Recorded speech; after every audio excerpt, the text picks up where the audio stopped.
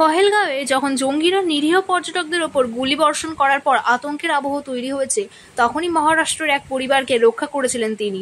ওই পরিবারকে সাবধানে নিয়ে এসে নিজের বাড়িতে আশ্রয় দিয়েছিলেন, ব্যবস্থা করেছিলেন খাবারের, একই সঙ্গে আশ্বাস দিয়েছিলেন নিরাপত্তার। ওই কাশ্মীরি গাড়ি চালকের ভিডিও প্রকাশ্যে আসতেই সমাজ মাধ্যমে হইচই পড়ে গিয়েছে।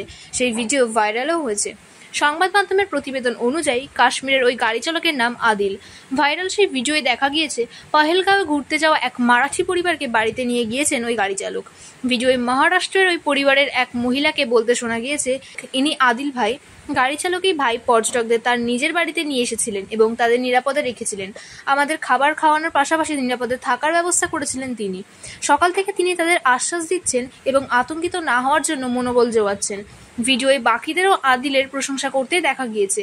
এরপর আদিল বলেন, অন্য কারোর ভুলের মাসুল সবাইকে ভোগ করতে হবে। এখন যেটা হলো তার ফল পুরো কাশ্মীরের অর্থনীতিতে পড়বে। রাস্তার ছোট ব্যবসায়ী থেকে বড় বড় হোটেল মালিকদের ওপর প্রভাব পড়বে। আমরা সন্ত্রাসকে সমর্থন করি না। এই ঘটনা মনুষ্যত্বের খুন। ভিডিওয়ে আদিলকে আরও বলতে শোনা গিয়েছে যে ওখানে শিশুরাও ছিল, সকলে পরিবার নিয়ে ঘুরতে এসেছিলেন। ওরা ভাবতেও পারেননি যে এরকম কিছু হবে। পুরো কাশ্মীরের বদনাম হলো, আমাদের কাজে এর প্রভাব পড়বে, আমাদের ব্যবসার ক্ষতি হবে। সেই ভিডিওই প্রকাশ্যে এসেছে।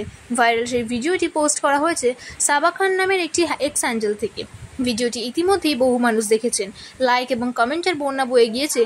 ভিডিও দেখার পর নেটাগরিকেরা ওই গাড়ি চালকের প্রশংসায় পঞ্চমুখ হয়েছে, তার সাহসিকতাকে কুর্নিশ জানিয়েছেন। পাশাপাশি সন্ত্রাসবাদের বিরুদ্ধে সরব হয়ে নিহতদের জন্য শোক প্রকাশও করতে দেখা গিয়েছে অনেককে।